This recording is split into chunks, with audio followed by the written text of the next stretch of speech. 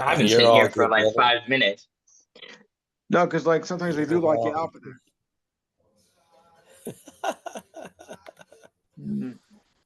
Phew. Okay. Well, it looks like the A game's going to All start a right. little bit late. Raining in Boston. No, Raining in. the Cubs Padres game is still going on, and they're both on the same channel. Nice going, stupid. No, it's almost over. Yeah. Runner on first though. Yeah, there was a bit of a controversy with the call. They thought it was a strikeout, but he's on base. It's a walk. You dirty dog. All right. What's up, guys? Happy Thursday. This is the Walker Report. We are part of NGSC Sportscast. Remember the website, it's ngscsports.com for all your current sports content. Happy Thursday. Well, the regular season of baseball has ended. We are in the midst of the playoffs. We have Indeed we are. teams that have advanced. Seattle will play Detroit in the next round, in the divisional round. We'll find out who will play the Blue Jays, either the Red Sox or the Yankees. And then is the Cubs, you said, Lou, the Cubs game is tied? No, the tying runs at the plate though. Oh, okay. So at the moment the Padres are winning, right? The Cubs. The Cubs are. Oh, the Cubs are winning. I'm sorry. Okay. Yeah. But like I said, the tying runs at bat with a runner on first. And one out. Gotcha. Yeah.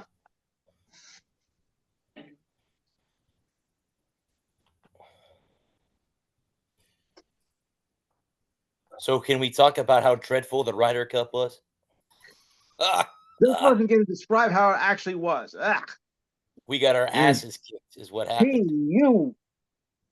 We got our asses kicked. More than the cat dragon in that series. Oh my god. Well, then you see that they rope you in by having a great Sunday to like the final 3 matches. Yeah, no, and then then they lose the cup. They suck you in. Yeah. Well, you got the first part right. They sucked. Oh yeah, yeah. They fell apart in the second half. So yeah, no, yeah. But you hit the nail on the head. That's either. You know, they had. Well, they were didn't play. By 5 strokes. They didn't play good on Friday or Saturday either. No. So it really didn't. They had this amazing comeback early in the. Oh, hate him. Yeah. I mean, I was watching. I was attempting to watch some of it in game one on Peacock, and I was looking at the score like, oh, this is off. We're down by what three strokes already, and look even worse. How do you come back from that? I mean, we took on our own home course, no less. We got shellacked by the enemy on our home turf. Yeah, the only thing I really didn't understand is, and I understand that he's a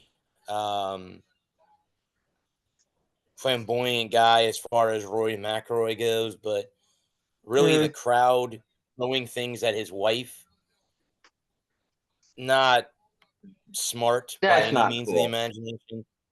Not at all. No. Yeah. I listened to the press conference after the tournament was over, when they had all 10 guys or 12 guys in the press room, all the European team that had won. And that's what one of the reporters asked Rory straight up, like, how did you feel about? And he's like, well, how do you think I felt? Like, yeah. Do you think I was happy about that? Right. You know, I mean, you know, there's too many, but again, just like with everything else, there's always the assholes in fan bases that destroy it for the people who are really the good guys. Correct, bud. Correct. It comes down to those are the people that get more headlines, are the people that act like that. Well, to the guy who opened the door for the little old lady doesn't generate clicks. Correct. No. That's correct. And if you have a group of rowdy people hanging out, they're gonna get rowdy. Yeah. And even in golf. even Mm-hmm. American fans. Europe likes to talk shit about American fans being boring, but then on the other hand will cry whine when American fans are rowdy. I mean, Yeah. you can't have it both ways. Right. You No, know, I just never think of golf as a rowdy sport. I mean, compared to like football, hockey, basketball. I mean, golf there was more supposed to be more tamer game with tamer crowds. But this, I mean, this is absolutely ridiculous. well, but golf wants to appeal to a younger fan base. They want to Yeah, grow the sport. They want to get more people involved. That's who the younger fan base is. They're a rowdy bunch. They're so you not got. the old. They're not the stodgy old men in fancy pants Mm, ruining a good walk. yeah. Now you got You these know, younger sluts. and if they want to attract a younger fan base, which is going to be a younger, wealthier fan base, who is going to be invested in golf for the next 30 years, who's going to get their kids interested and their grandkids interested in golf, that's the fan base. That's the fan that they have to attract. Is What are the saying? is the younger fan, and they're just going to have, like it or not, that's who the fan is going to be. If they Yeah. want to have if they want to have a younger fan base who Yeah. is more affluent, has the money and the time to spend on the game, to invest in the insane money that it takes to play golf, Mm. casual, recreationally. I'm not talking about the PGA. I'm not talking about the 99th guy on the PGA. I'm talking about the average golfer who plays golf once a month. Right. If they want their you're going to get the rowdy guy who has disposable income, and if you drive him off, he will happily take his money and go somewhere else. I just Mm-hmm. suppose some fans. To be honest with you. Well, also too, I think it's a different crowd because of the Ryder Cup. I think a Yeah. lot of golf fans on both sides of the pond, they take. I mean, I'm one of those, and I post it on Facebook every year that it's the only golf tournament that gives me heart attacks every year is the Yeah. Ryder Cup. More than And the Masters. again, that's joking around, but I'm just saying that a lot of people are more tuned in to watch the Ryder Cup. I mean, the majors, yes, but the Ryder Cup because it's USA versus Europe, and there's just something about that tournament that draws in every type of golf fan. Whether, like Adam mentioned, the guy that plays once a month to the guy that plays every day of the week or is a member at a private golf course, it Right. draws those two fans together, and the rowdy ones are the Stand ones out. who stand out, throw beer at Rory's wife, or Right. Which I'm he not don't get me go, wrong, I'm not condoning that particular behavior in terms of throwing beer at someone or being abusive, but the chirping from the crowd, the heckling, if you want to attract a younger fan base who is passionate about the game of golf, and like you said, in that small game, um, like you said, you know, you're going to have a rowdier crowd. Yep. Golf has been dying since 2005. And we talk about it year in and year out ever since we started doing the show about how can golf attract new fans? How can golf get younger? And golf has it's something that the Live Tour has done is embracing a younger, more rowdy crowd, a more expressive form of golf that isn't a bunch of stodgy old white guys going around and being all stodgy and old and white. Mm-hmm. Yeah, and like I said, I mean, as much as I know, I remember seeing a clip that Rory basically turned around and told the guy to shut the fuck up. You don't think that that's Which going to happen? You don't think that's going to happen in Europe in 2 years? You don't think they're Yes. going to go after Scotty Scheffler or whoever the number one player for team or Bryson DeChambeau? They're not going to say something to him in 2 years. I think it's in Ireland. Yeah, but the DeChambeau I think it's in Ireland, which is Rory's home.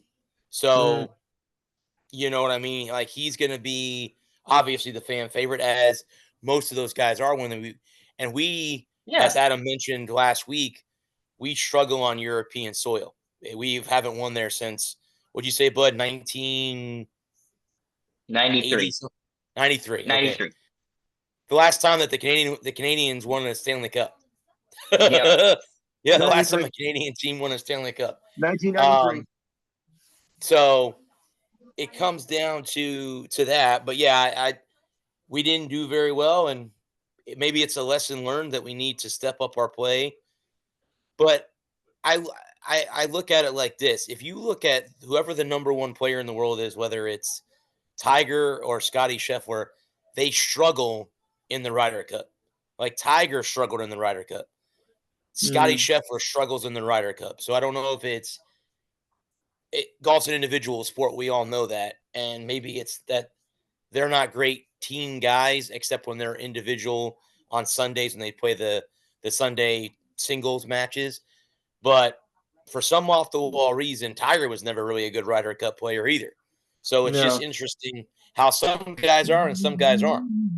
So it's just weird about that.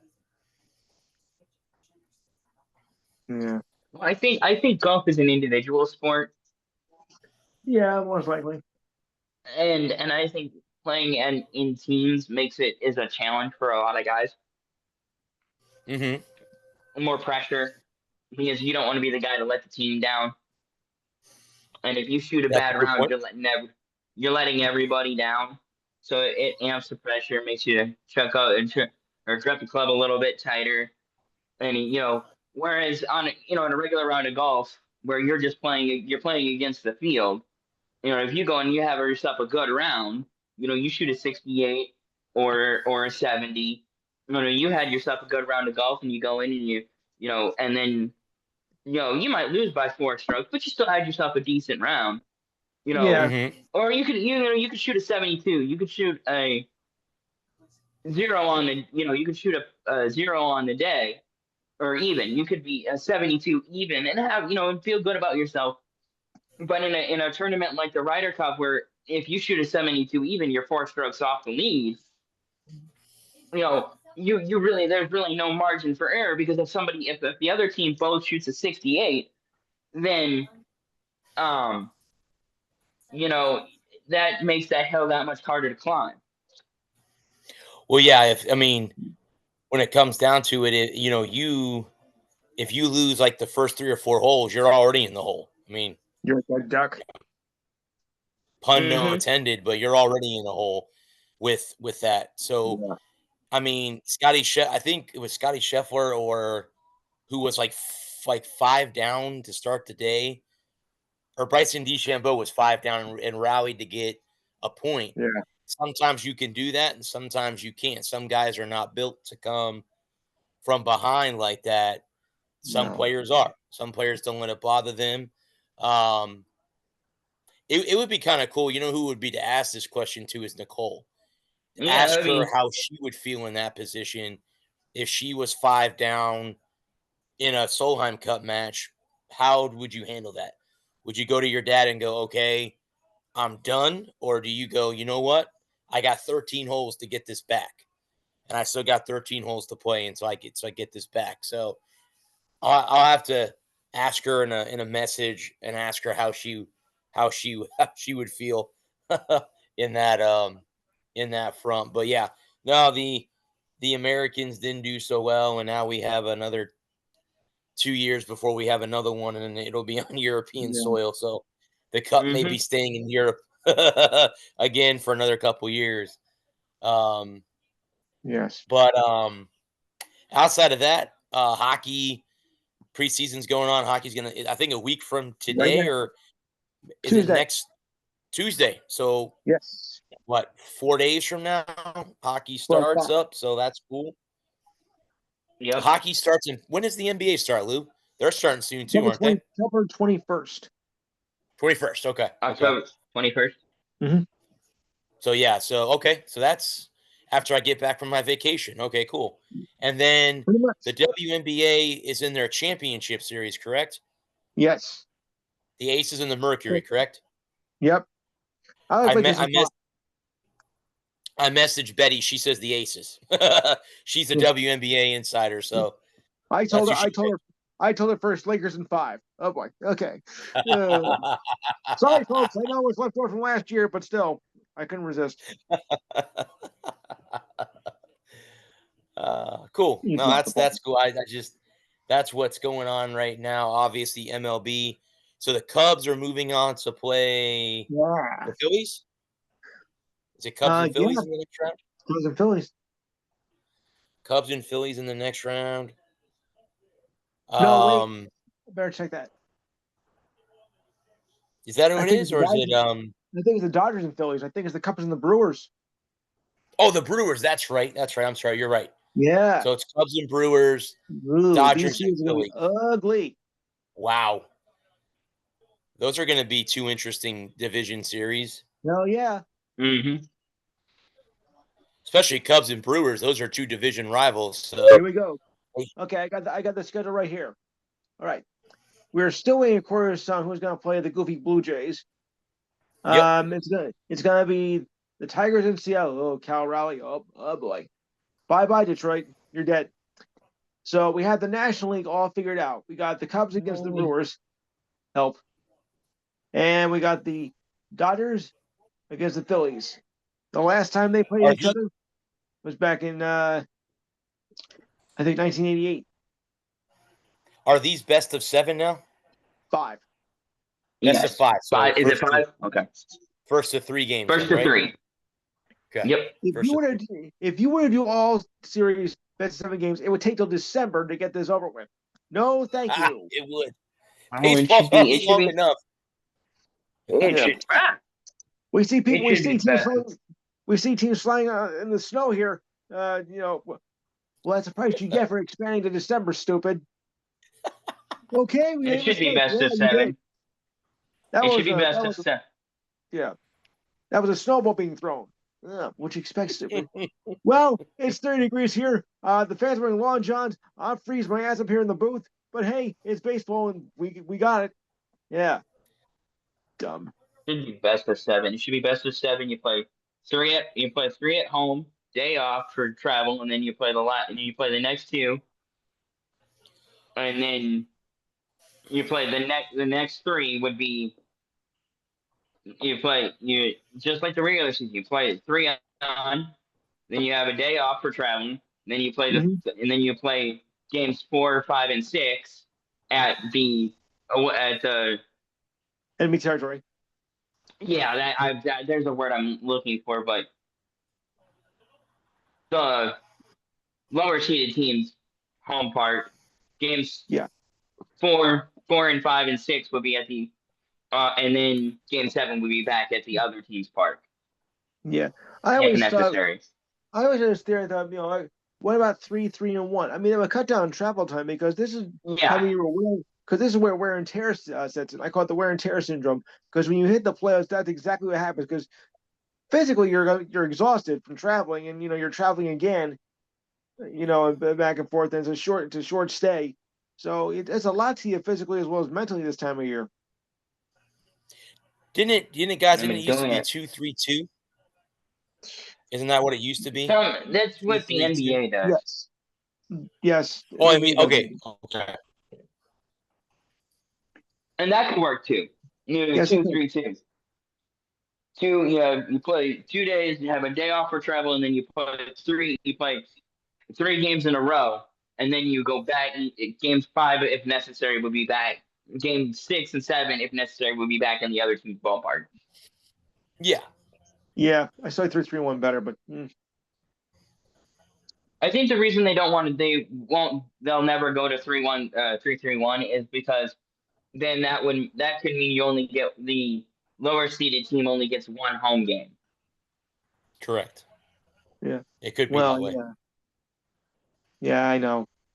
Would course, only be guaranteed one home game. Right. Well, I mean, you are lower seeded teams, so you really deserve it anyway. But I get the point. Who do you guys like with all everybody that's left to win the World Series? I mean, who do you think the final two teams will be? Well, I have a crazy feeling it's going to be.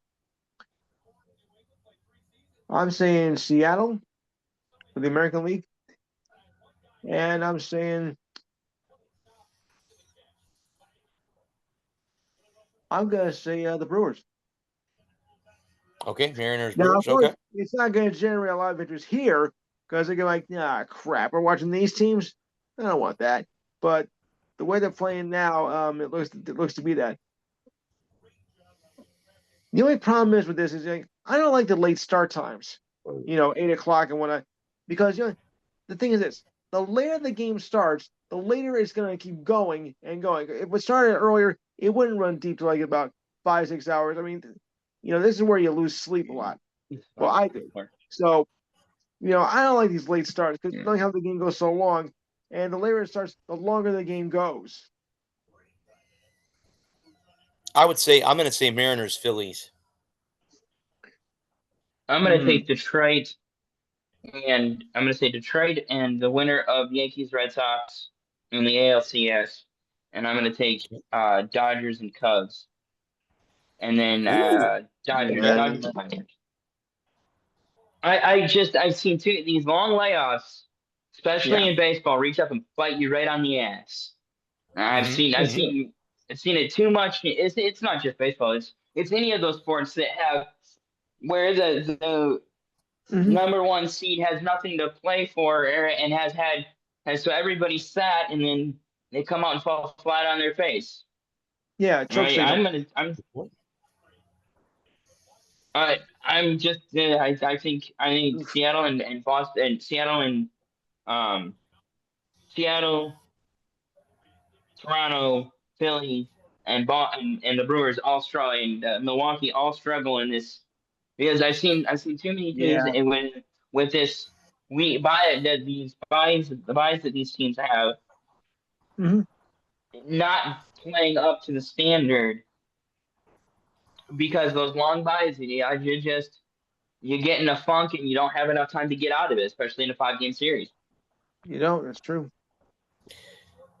Well, the 49ers just drove right down the field and scored a touchdown on the Rams. There you That's go. not good. Right on. I mean, they just made it look easy. They made it look easy. They're missing Purdy. They're missing their tight end, Kittle. They're missing a lot of guys. So, no, they show why they're 3-1. We'll see. With that awkward We'll see. loss It's only series one. Yeah. It's only awkward loss to the Jaguars last week. So, but yeah. Yeah. Tyreek's gonna have knee surgery on Tuesday.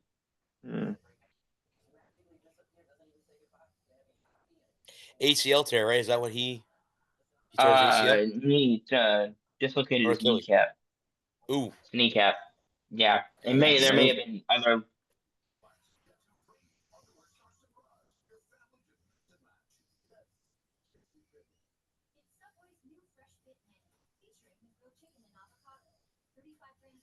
He's already 31. Yes.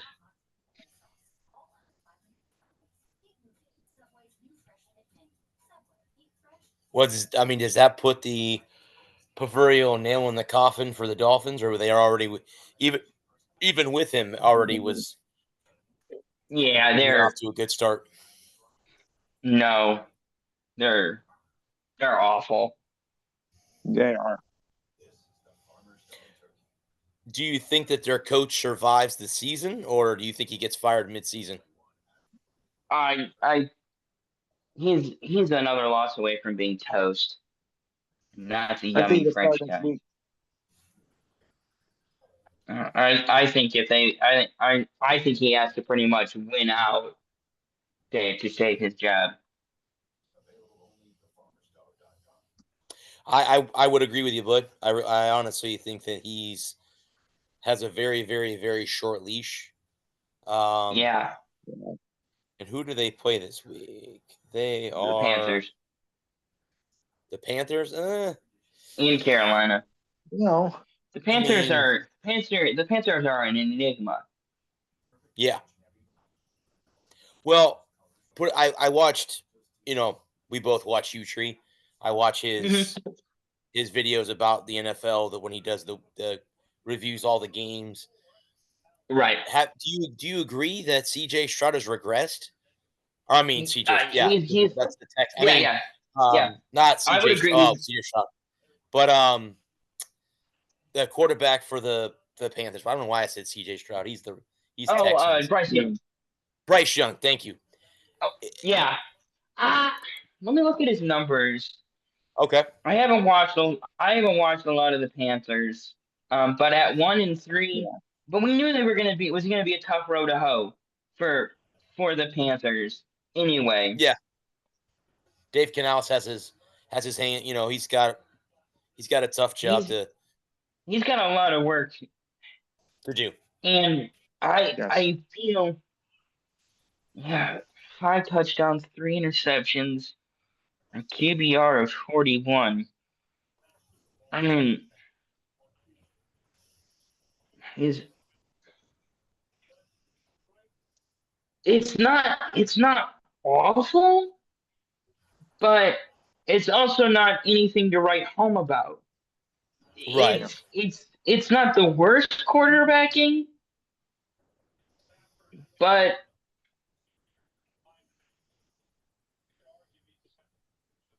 when you have a team like the Panthers, where you need Hall of Fame caliber quarterbacking to be competitive in any game that the Panthers are going to be in, he can't be turning the ball over in 3 picks in 4 games, and the game he's not really efficient with the ball.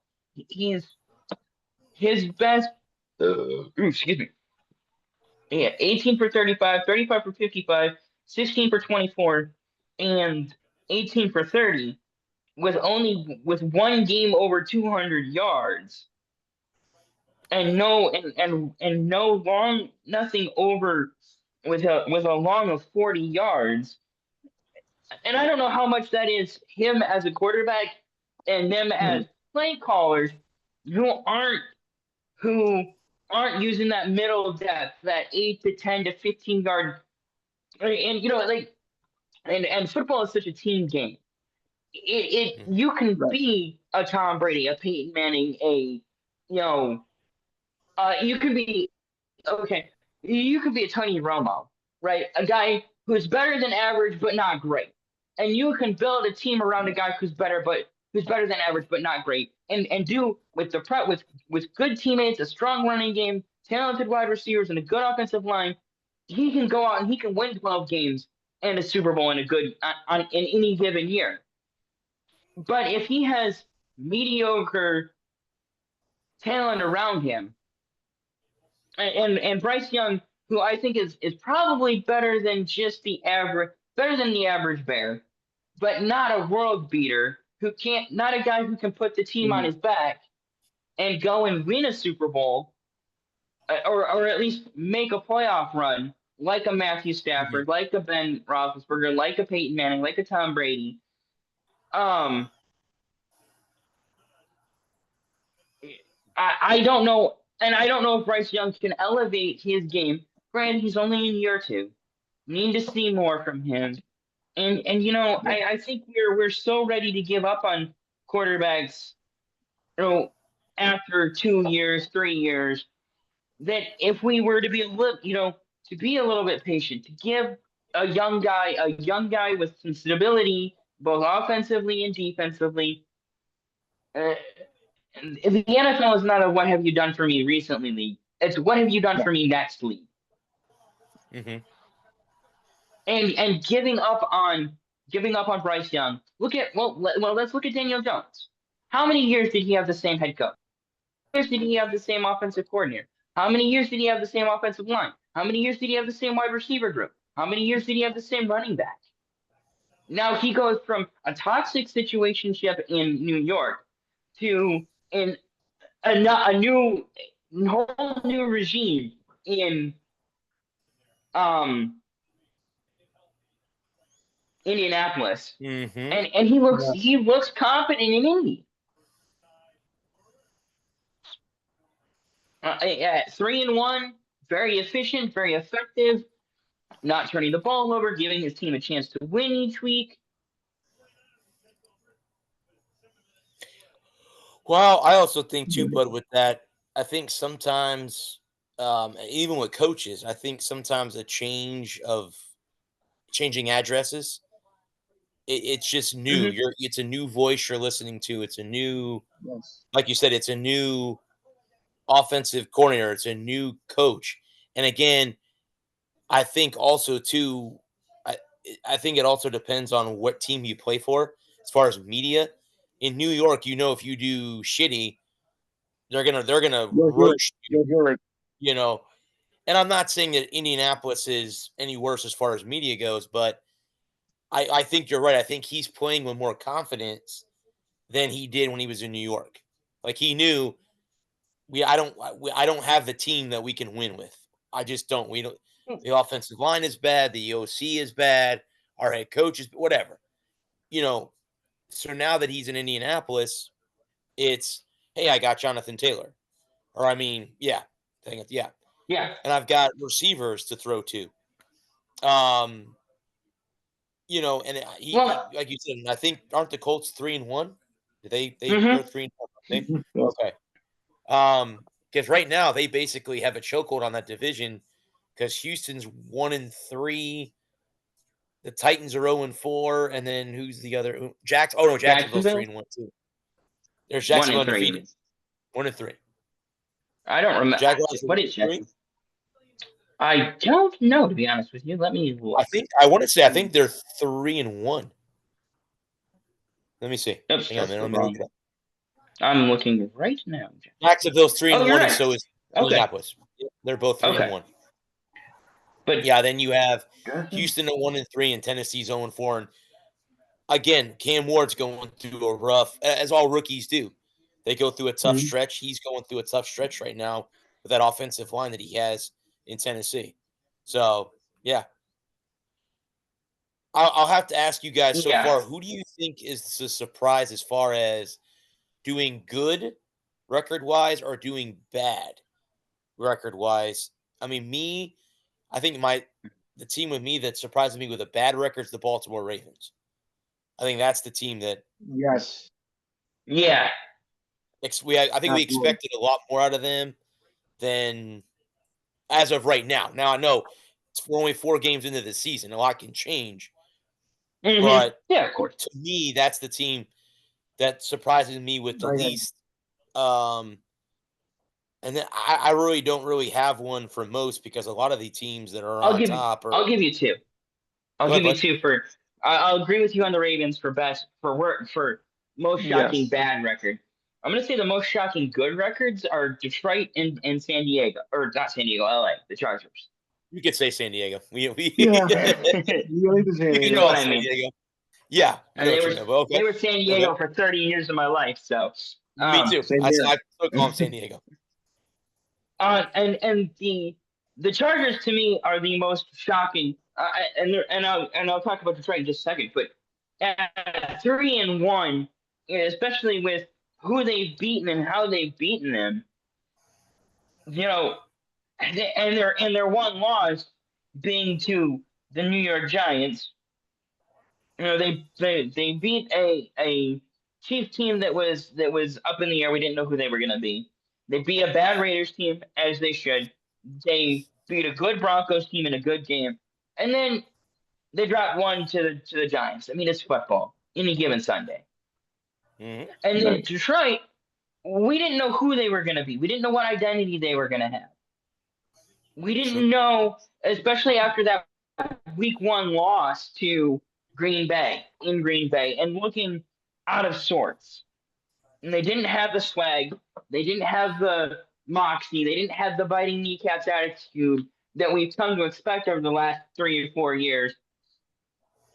To come home, beat the piss out of the Bears, hang 52 on them, give up almost nothing, then go on the road into Baltimore, into a hostile environment in a Monday night game on prime time and take care of business, and then come home and hang 34 on one of the better defenses, not necessarily a great offense, but hang 34 on one of the better defenses in the league to improve to 3-1, where at the beginning of the year 2-2 was probably where you were, if you were 2-2 with losses to Green Bay and Baltimore and wins over Chicago and Denver, yeah, Chicago and Cleveland, you're thinking, okay, we don't even know, but with 3 quality wins over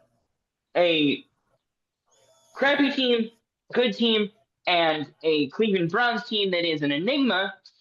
I as a Lions fan, as a Slappy, I'm very happy with the team has their swagger back, they got their moxie back, they're back to winning football with a Bengals team that's banged up, and a Chiefs game looming.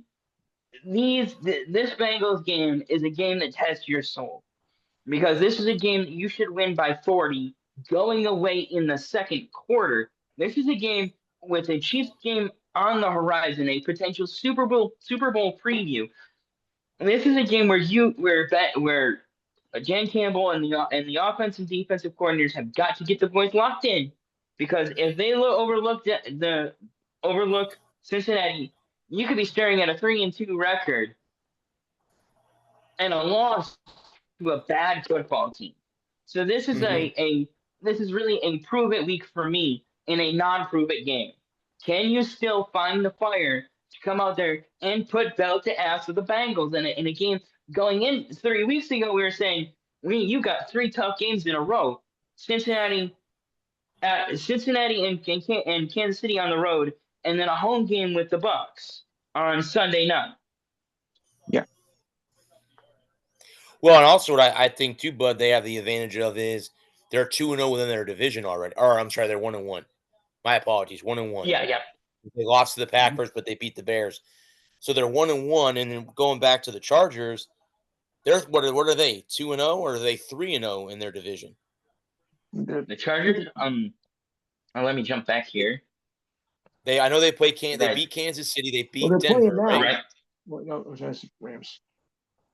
Yeah, they beat Denver and Kansas City and Oakland. Yeah. Oh, so they're 3-0 in their division already. 3-0. Yeah. Cool. They're 3-0 in the division. So they're already halfway through their divisional games already, and you have a clean slate. So you haven't lost a game yet in your division. So that's already going to give them an advantage moving forward later in the season when they have to. But tell me how many games were those at home? How many did they play in Los Angeles? Well, the Kansas City game was in Brazil. Okay. It counted as a home game.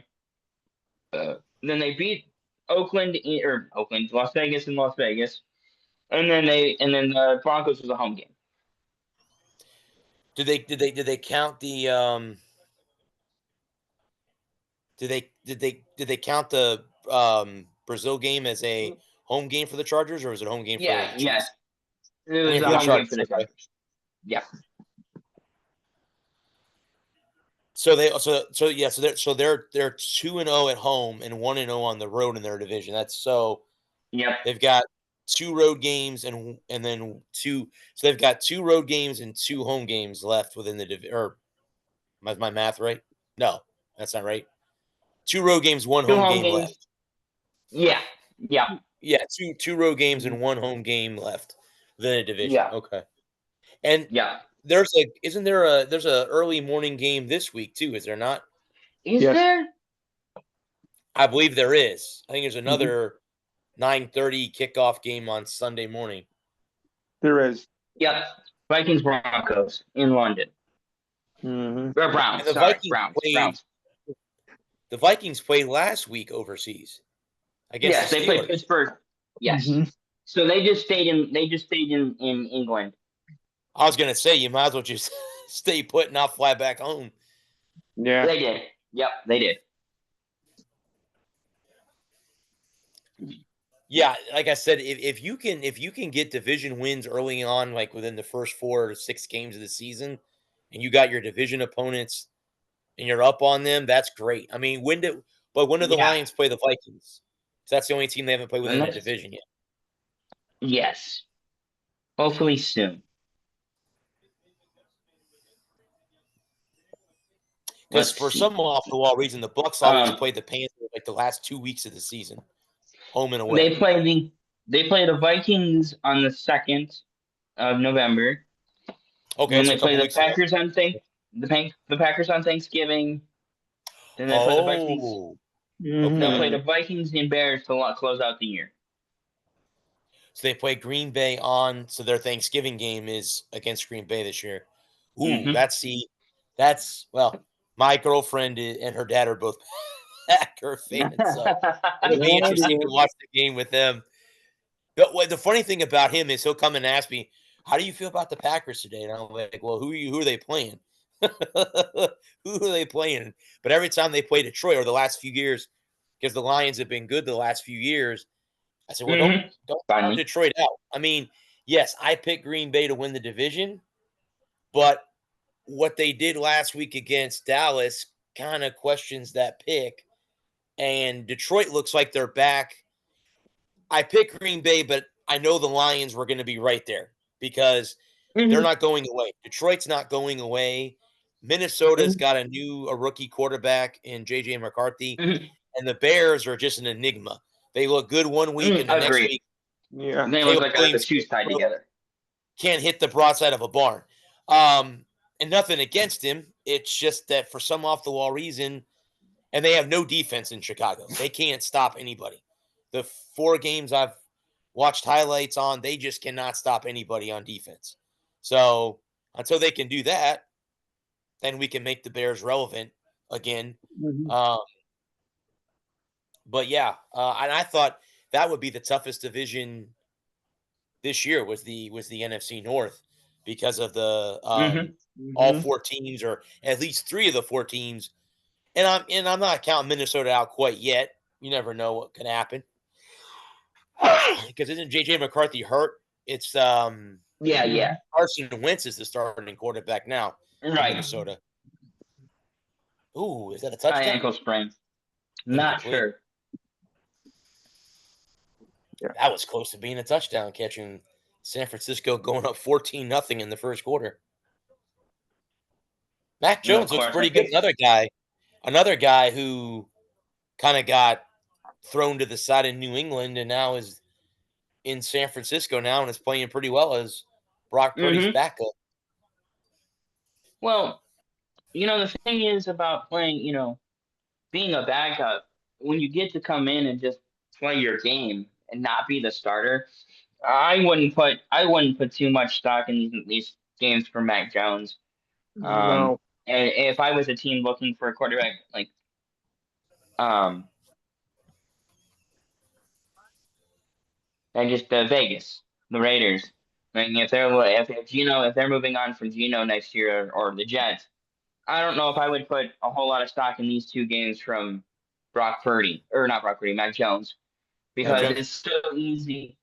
It's so easy to come in and just play a couple of games and be okay, look good. Right. But can you do that over a full 17-game schedule when you've already proven you can? That's a good question. I totally agree with you.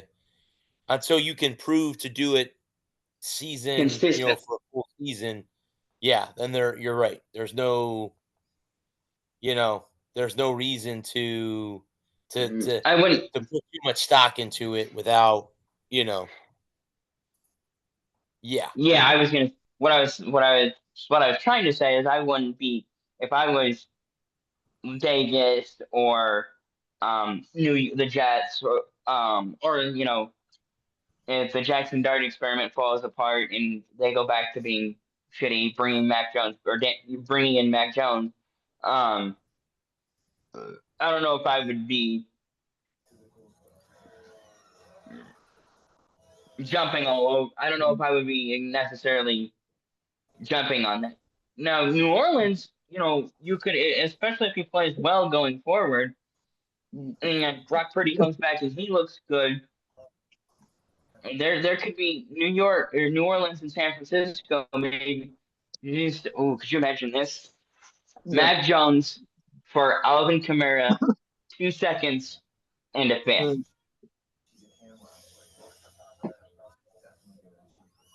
Mm. I mean, at this point, the Saints could use anything that they can get.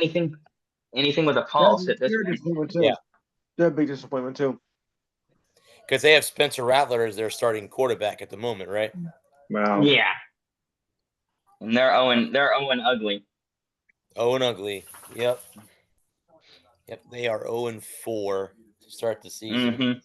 And have looked bad doing it. Yeah. Well, if you guys want, we can jump in and we can do college picks if you want to. All right.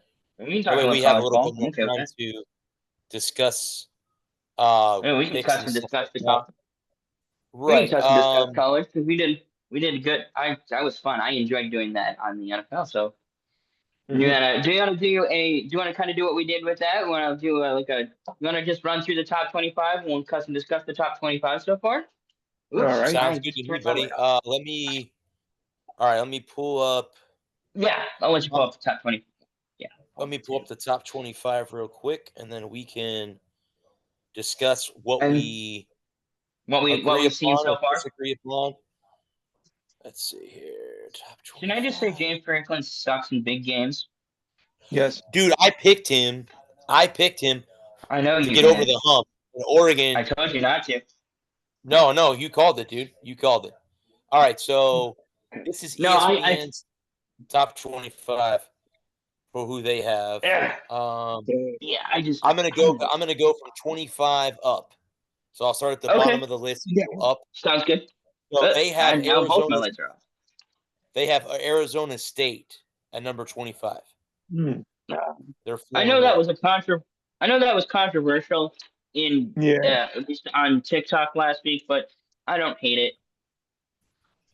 No. They have Virginia at number 24. Now they beat Florida State last week. Worthy of it. All right. I agree with that. And Florida State I wonder if they got caught looking ahead to Miami this week. Dude, that's what I thought too. I honestly thought they looked ahead to Miami and said, "Oh, we don't have to worry about Virginia. We got to get ready for Miami," and looked too far into the future before they. Yeah. Number 23 is BYU. Which, all right, I'm not going to mess with it anymore. I'm just going to come sit back. I agree with. I can agree with. Yeah. Oh, BYU. come on. Oh, not come on you. I was come on my lights. Number 22 is Illinois, the Illini. They got their asses kicked a couple weeks ago by Indiana.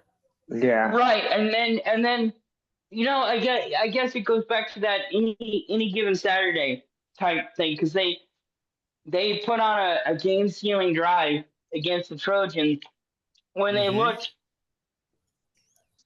hadn't looked great all day. Right. And they did not that they looked bad, but they hadn't played particularly well. And then they put on they put together a closeout drive and win 34-32. So I mean, Illinois, as I like to say, Illinois is a bit of an enigma. All right, I have lights again. I'm coming to sit back down. Forgive me. And they have Notre Dame at 21. And Notre Dame, I think Notre Dame could be the first 2-loss team to make the playoffs, especially in the expanded 12-team playoffs. I liked I liked their. I know I usually don't say this, but I liked their losses. I thought they had two quality losses against two top five programs. They have your boys at 20, buddy. Michigan. I'm I'm disappointed because they dropped a spot in a off week. I hate dropping a spot in the off weeks, but who do we play this week? Wisconsin. We play a bad Wisconsin team, a team we should dominate and we should beat the brakes off of. Um, so everything's out in front of us still. We have um we have everything to gain and nothing to lose. So At 19, they have the 5-0 Missouri Tigers. who have they played? I think that's why they have them ranked Yeah. So low? at 19. Yeah. Yes. They have. Yeah, I mean, let me see. play Let me South pull it up. Carolina. I got it right here. You got it. Okay, but okay. Central Arkansas, Kansas, Louisiana, and that's the Raging Cajuns. South Carolina and UMass. So I mean, four unquality wins and one good win against South Carolina. So, but they play. They're off this week, and then in 2 weeks they play Bama in Missouri. Alabama at home. Oof. Yep. Should be a fun one. Then they have FSU at 18 after their loss to Virginia. They're 3-1. I think if they play that game 10 times, Florida State wins 9 of them. Unfortunately for Florida State, that the 10th game was the game they played Friday night. Yeah. I like the team at 17. I think Georgia Tech may be an ACC team that no one is giving a shot no one to, wants but to I play. really want to. Yeah, and they beat Wake Forest only by 1 point last week. So, but and had a lot of controversy doing it with when they probably were offside. Gotcha. I think I like Vanderbilt at 16. I like Georgia Tech at 17. Okay, I was gonna say Vandy's at 16. Sorry, I didn't mean to cut you off. No, you're good, bud. You're good because Vandy's playing Alabama this week. Right, and this is a prove-it game for Vanderbilt. This is if they go to 6-0, and I can see a 5-1 Vanderbilt team still feeling really, really good about themselves, especially if they play Alabama. I mean, if they can take Alabama to the 4 quarters, I'm giving Vandy a puncher's chance against Bama. I think they have to play. They have to play nearly flawless football. But again, it's any given Saturday because look at Michigan Ohio State last year. Nobody gave Michigan a shot, and Michigan did the unthinkable and held Ohio State 10 points. So Vandy and an Alabama team that's looked like they've gotten right. Hey, Alec, welcome in. Hey, sorry I'm late, guys. No, you're good. No worries. I was wondering if you were going to ghost us again. No, the last couple of weeks we're getting ready to move in less than 2 weeks to Tennessee. And you're moving up to my neck of the woods, aren't you? You're going to be in the Chattanooga. You're going to be in the Knoxville area, aren't you? Out by Pigeon Forge. Right outside of Knoxville. Okay, you'll be in my neck of the woods. Yeah. So if you want to hang out sometime. Yeah, we'll see about putting out a hang. We'll see about putting a hangout together. Maybe we'll go to a concert or something up there. And maybe if they have something going at Thompson, we'll go up there and hang out and go see a show. It's funny you bring up Thompson. I'm actually going there for a concert in 2 weeks. Oh, who are you seeing? Brandon Lake. I don't know them. He's a Christian. Okay. Christian gospel artist. That has he has a song with Jelly Roll. Oh, okay. Yeah. It's not a combination. I'll read you back. I'll read you into where we're at. So we're talking about number 16 Vanderbilt. I think, Brad, didn't we talk about this on Tuesday and how I said I think Vandy's going to upset Alabama again this year? Yeah. That's where I'm at. I think they can, if they can dig deep. 'Cause I like where Alabama was in. I think that Alabama was. We were talking NFL earlier about um uh earlier we were talking about the Lions where after the Green Bay game. I think Alabama was in a very similar position after the Florida State game. Well, you Where mean they after the Georgia game. Or did they No, not? no, no. No, that was Tennessee. No, Bama played Georgia last week. No. Right, and beat them 30, 24, Yeah. 21. I think that Alabama and Detroit were very similar teams after week 1 in their loss. Also, by the way, Where they needed to figure some congratulations. things out. Congratulations to the Tigers. Yep. Thank you. Even though I was rooting, both the teams I wanted to move on got knocked out in the wild card. I wanted the Guardians to move on, and I wanted the Reds to move on because that was my World Series. Fair enough. Yeah. But I will be rooting for the Tigers, though. Okay, that's as much as it pains me as a Ohio sports fan. And see, I see whenever, and we'll get back to college football here in a second because you haven't been. See, then my approach is to root against the team that beats me. I root for the other team to win. I don't want to see that. I don't want to see the guys that knock me out win a series, win it all. So I root for them to lose in the next round.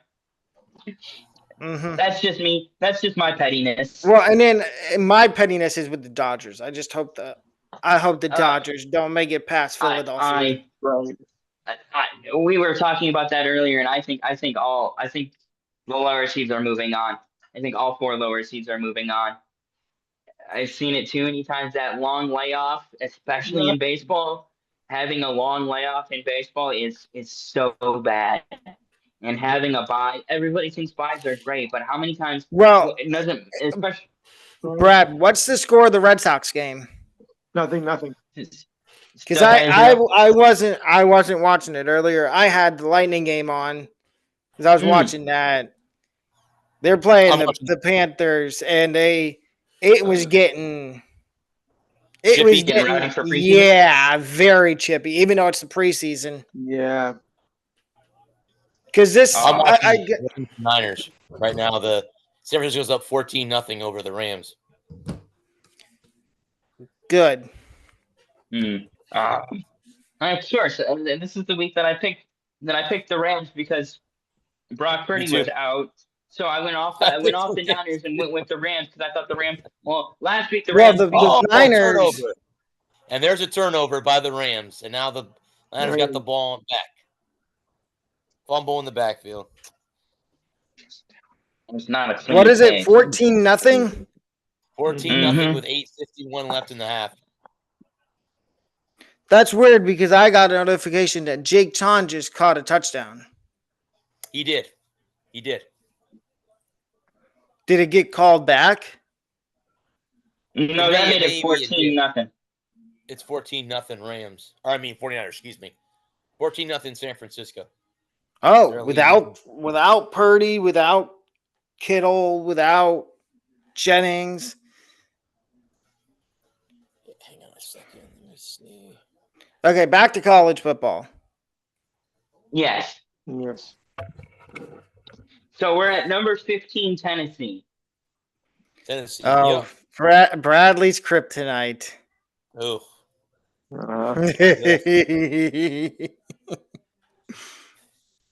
Well, you know what?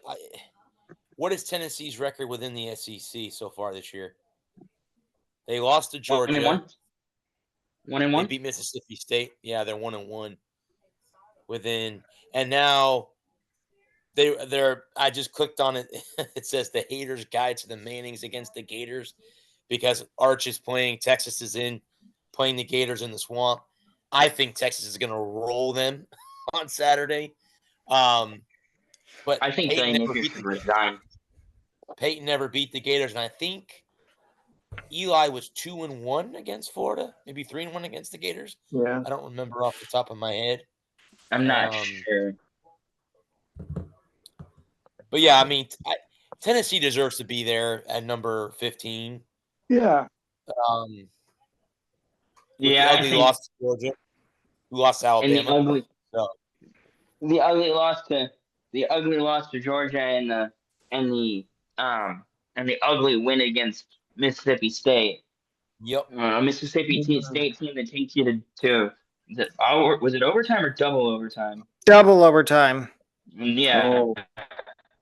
Well, and here's the thing: Mississippi Yeah. State's no pushover. No. No. I'm gonna take State. Tennessee. Mississippi State's not a team that they should be taking. That a top flight Tennessee team should be taking to double overtime. No. Don't get me wrong. Blake Shapen looked good against Tennessee. Yeah. Mm-hmm. What are you guys' feeling at Iowa State being at 14? They're undefeated Cyclones. I like it. They're going to win the Big 12. We talked about this Tuesday, Bradley, how they're going into Cincinnati and everybody's talking about, oh, Cincinnati's going to blow the brakes off of Iowa State. Who's saying that?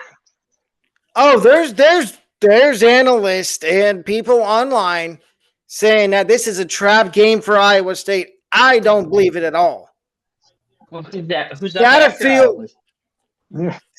What do people have against Iowa State? Satterfield should be gone. I don't know how the heck Cincinnati's 3-1. Are they really? Yes. Well, here's the interesting part. On the ESPN matchup predictor, they only give Iowa State a 52% chance of winning the game. Because here's the proof, guys. See how they have Iowa State? Yeah, I see it. 51.5. Obviously, there must be something in Cincinnati that we don't know about. I mean, I don't know. If you're telling me Brandon Storsby's a good quarterback, then you need to get your head I think checked? when it comes to the Big 12, it's going to be Iowa State or Texas Tech. One of the two. Texas Tech. Can I say this? I think Texas Tech's walking into a trap. Yeah. We'll get to Texas Tech in a minute. Yeah, I remember us going through the games on Tuesday. LSU at 13 after they lost to Ole Miss. Yeah, I think 13's right. Okay. That seems reasonable. Then they have Georgia after their loss. After they lost, was it 33 games in a row that they had won at home? Before they had a loss to Alabama. And then Texas Tech's at 11. So that rounds out the top. That's 11 to 25 is Texas Tech. And then the top 10 are Alabama, which they deserve to be in the top 10 with their win over Georgia last week. Yeah, well, I remember laughing about it. Penn State shouldn't be in the top 10. We'll get to Penn State in a minute. I remember when Alabama lost to Florida State, I remember laughing because there were angry callers into the Alabama chat shows wanting Caleb DeBoer fired. And now they're 3-1. You're gonna no matter what, Alabama, they're gonna lose games, and their coaches, their fans are gonna say, "Oh, we want DeBoer out." Why? So you could get somebody like I think this is far fetched. I don't think Dabo, unless him and Clemson decide, look, it's time to go our separate direction. That is the only way he leaves Clemson. He is not getting fired. Even if they go 2-10. Right. That is the only way he leaves is if him and the athletic director say, look, It's time you get a younger coach in here, and I go off and either do game day or do something else. Maybe get a coaching job, because what people don't realize is if Dabo gets let go by Clemson, everybody is going to be lining up to try to get his coaching services, because they're not going to look at it as, oh, Clemson went 2-10 in 2025. They're going to look at it for how good of a recruiter he is, how many national championships he's won at Clemson. Taking And I don't. Yes. And the other thing is, I don't think it's his fault this year. I think it's the coordinators. I think Garrett Riley. Well, I think everybody overhyped Garrett Riley. I think everybody overhyped Caleb Klubnik. Probably. Oh, I would not. I wouldn't disagree on that at all. Or I didn't see it. I don't either. And it's just like people were trying to say Drew Aller's a top 5 pick. That boy I don't has that. see it. That chatter has. Let's get to the top. Let's get to the top 25. We get to each individual guy here in a minute. Yeah, then you got Texas at 9, who they have a game there again. They're in the swamp this weekend to play the Gators. I think it's Gainesville for Texas, and they go off for a big one. Yeah, I think they're going to put up at least 50. I told Bobby, you remember we had Bobby on the show. I said they're going to put up 60 on the 40. He goes, no, it's going to be one of those stingy, low-scoring games. I go, have you seen the Gators play? What Florida team have you been watching? Because they couldn't. USF could have, won by more than they won, and LSU put up points on them. Miami could have won by more than they did. Yeah, exactly. Yeah, this Texas, it's going to get ugly, and it's going to get ugly early. Yeah. What do y'all think of Virginia? Are they for real, or are they a fluke? I think they're for real. I think they're a fluke. I want more. Because I just think that they caught Florida looking ahead. You mean they caught Florida State looking? That's what I meant. Yes. Sorry. Right. Yeah, peeking ahead. They caught Florida peeking ahead to this week with their date with Miami, and that's what I said. I said earlier, and this is fair. I won't criticize you too much for jumping back because you weren't here yet. But I think Florida State got caught looking ahead at Miami, and didn't take Tech seriously or Virginia seriously. I want to see more. I want to see more from Virginia. But who did they lose to? My other question is, and I asked Bradley this on Tuesday, do y'all think Virginia Tech North Carolina State is who they lost to? Okay. Yeah. Do y'all think Virginia Tech is somewhat back? They've won 2 straight games since getting rid of Brett Pry. Who did they beat? Yeah, that's the thing. Look, can you look that up, Brad? Sure. Let me here. Let's see. Virginia Tech. They beat NC State 23-21. And they had so they lost to start the season to South Carolina. They lost to Vandy. They lost to Old Dominion, and they won the last 2. They beat Woolford, and they beat Virginia Tech. NC State. They have Wake Forest on Saturday, who had a close call with who last week? Vandy. They took Vandy to the bell. Yes, correct. They took Vanderbilt to correct. And I think it's too early to tell. I think a win over Wofford, and then a win over NC State, an NC State program that's in disarray. No, I think Virginia Tech has a long road to hoe to be back. I think it's a step in the right direction, but it very easily could turn into a 5-7 year. Then you have Indiana at 8. I think they're correctly ranked. Indiana was very good. Again, they looked good last year too. So they've 2 years in a row they've put it together. Then they got Penn State, who lost to Oregon at 7, at 3-1. In a double overtime thriller. I think 7's fair. I think James Franklin needs to start winning some big games.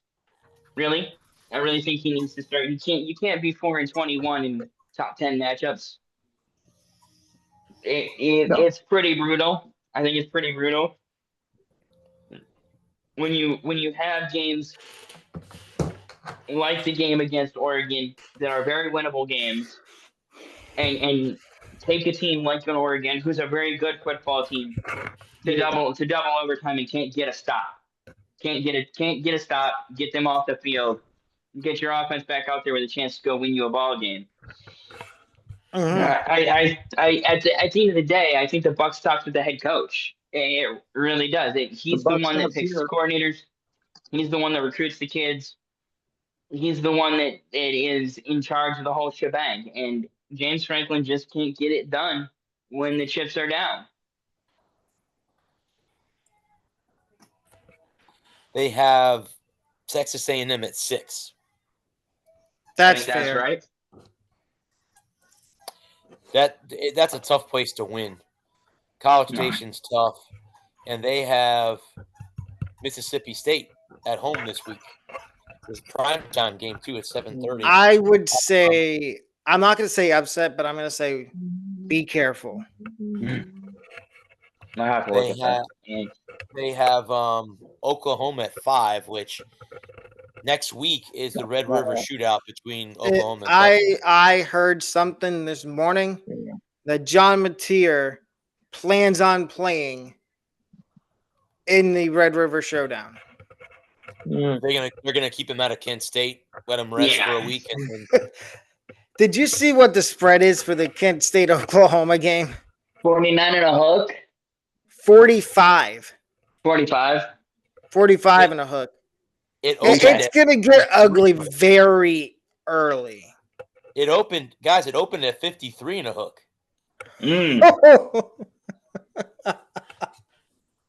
Yeah. If I'm Kent State, I'm forfeiting.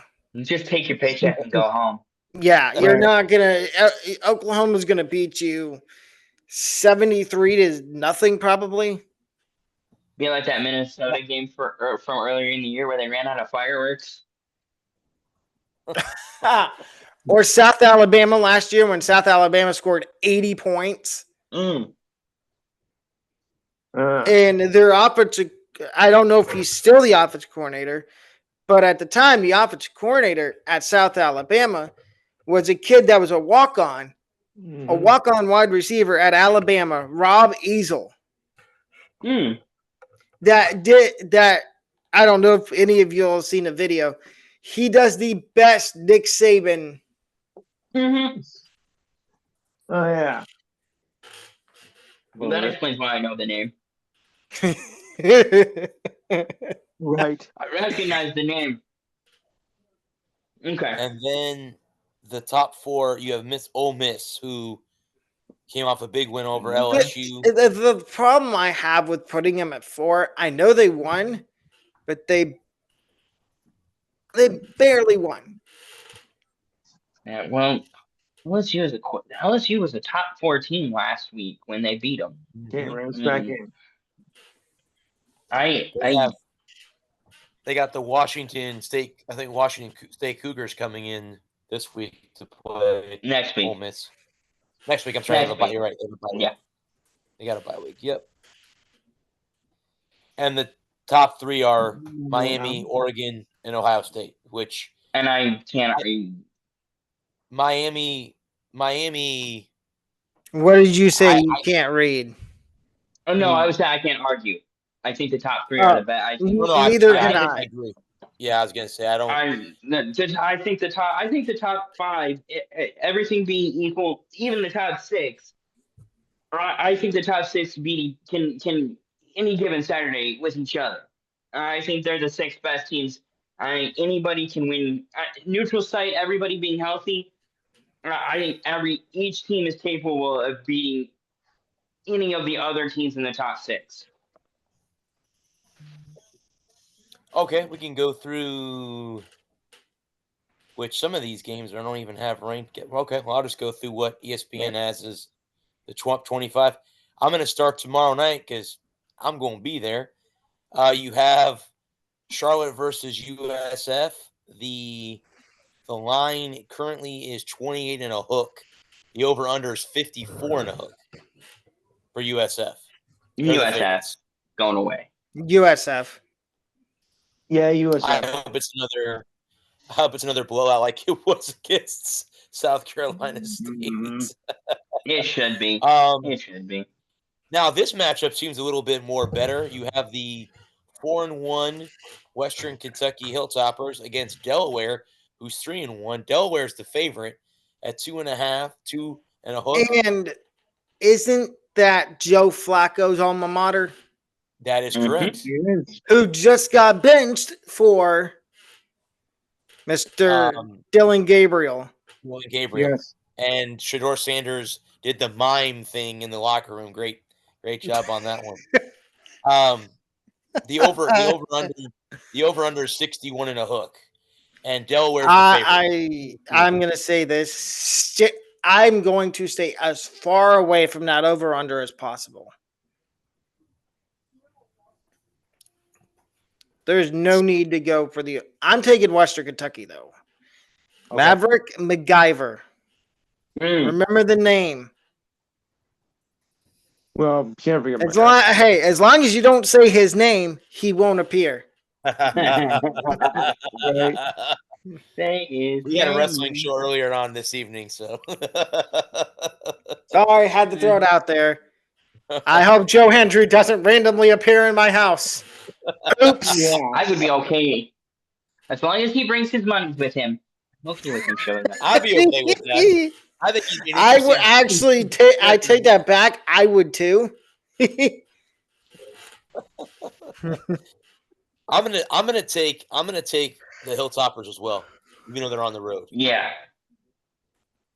I don't think Delaware's a fluke. The only problem is if they win 6 games, they won't be able to go to a bowl game until next year. Right. And same with Missouri State because of the dumb rule they have for FCS team. Yeah. Moving up. It's the same. Yeah, it's the same rule that cost James Madison in their first year. They went undefeated, and they could have been in the conference championship game, but because of that rule, they had to wait. No, you have to wait 2 years. Mm-hmm. Yeah. And it sounds like the FCS might be crumbling, which means more FCS teams come into the FBS. Because I was watching a video earlier. This guy was talking about how all the commissioners of all the FCS conferences had a meeting earlier this week, and they're talking about redoing their playoff system to do it kind of like they do in the FBS. Yeah. Just watch out, the FBS become a bunch of BS.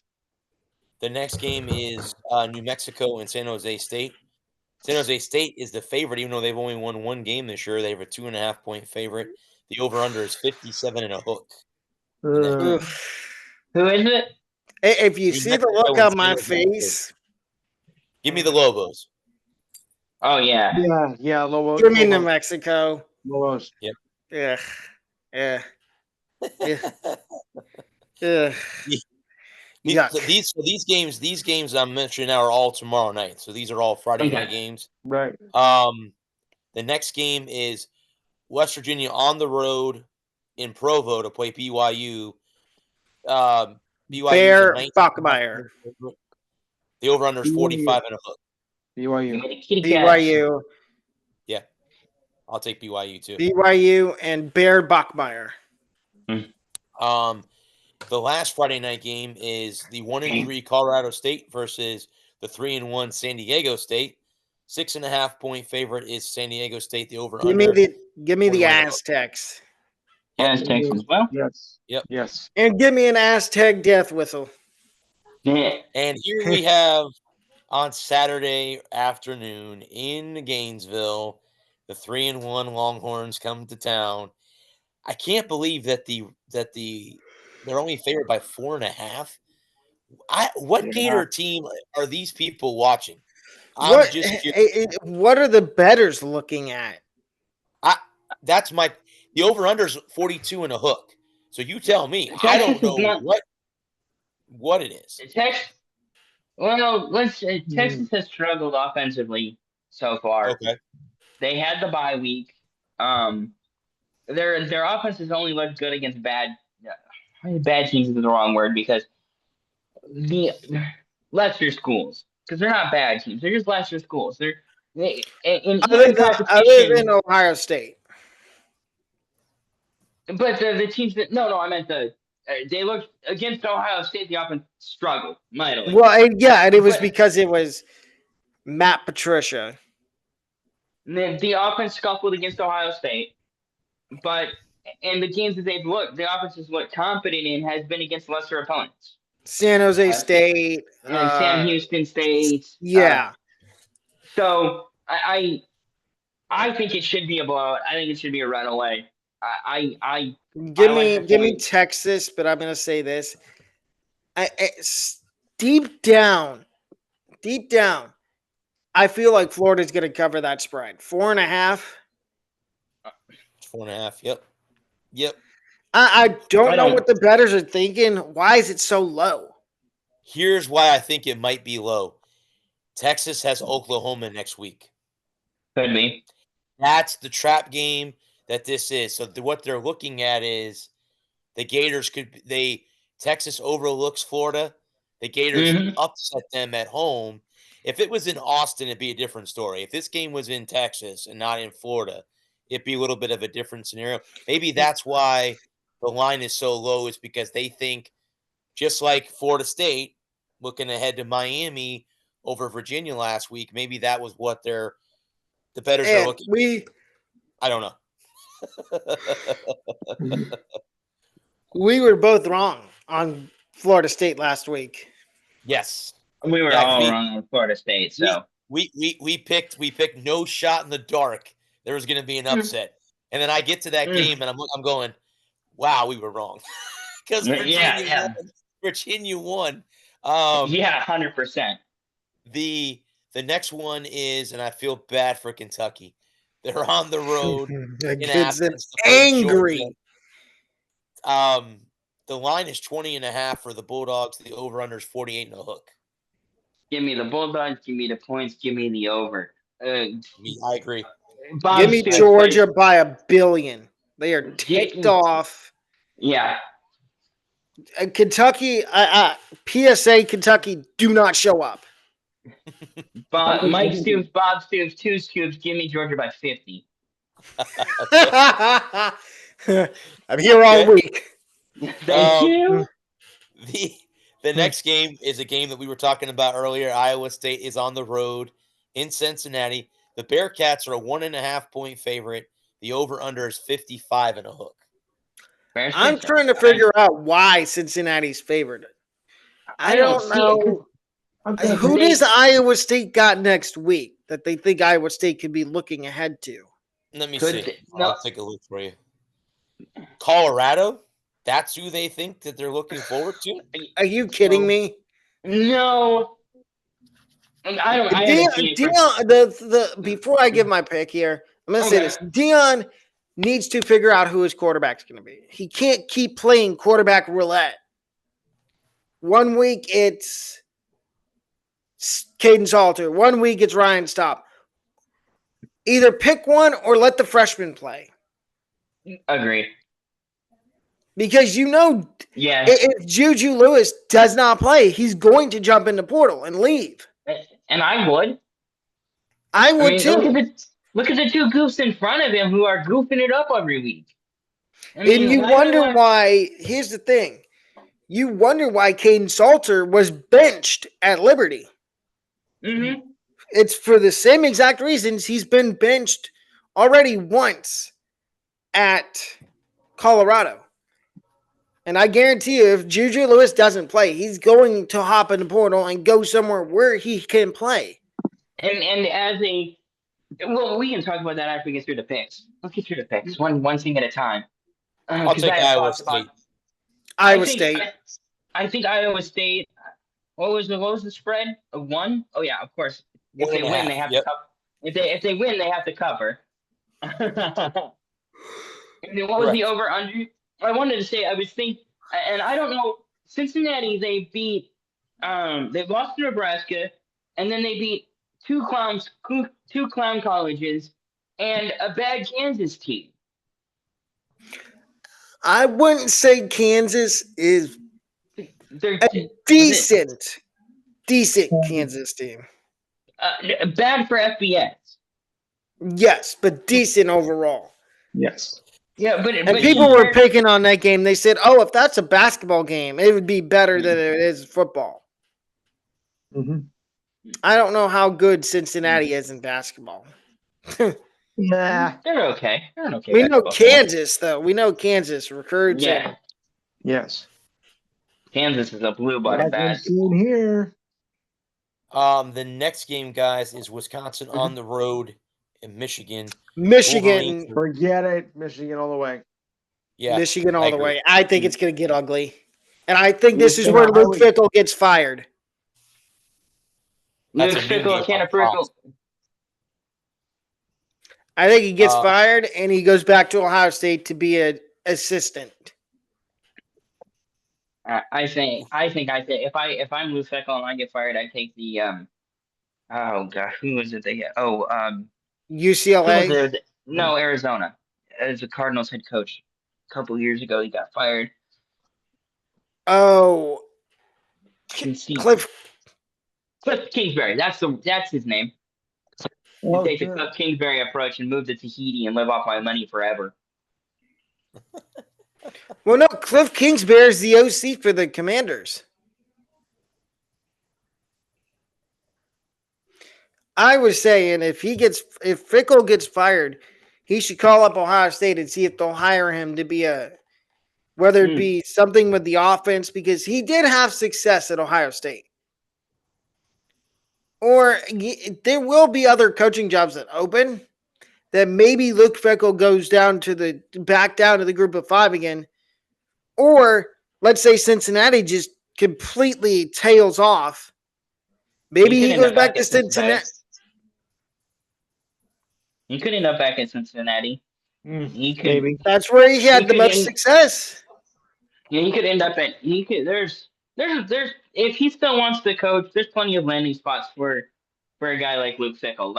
And then people are trying to talk about for like Virginia Tech or the other jobs that are open, like Michael Vick.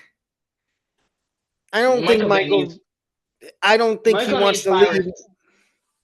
He just got to Norfolk. Mm-hmm. Yeah, he did, and I don't think he wants to leave yet, unless somebody gave him a bag. And if I was going to give Virginia Tech, that's his alma mater. That makes the most sense. But like I've been saying, they're kind of money strapped right now. They don't have a lot of money. And if I was, what are they? 2-1, 1 and 2 and 3, 1 and 4. Norfolk. Norfolk State. Yes. Yeah, they're 1 and 4. I would not be lining. And they got absolutely destroyed by Rutgers a couple weeks ago. And I wouldn't be backing up the Brinks truck to his door just yet. By the way, the Lightning lead the Panthers 4-2. Just if you want to at home. Cool, good for them.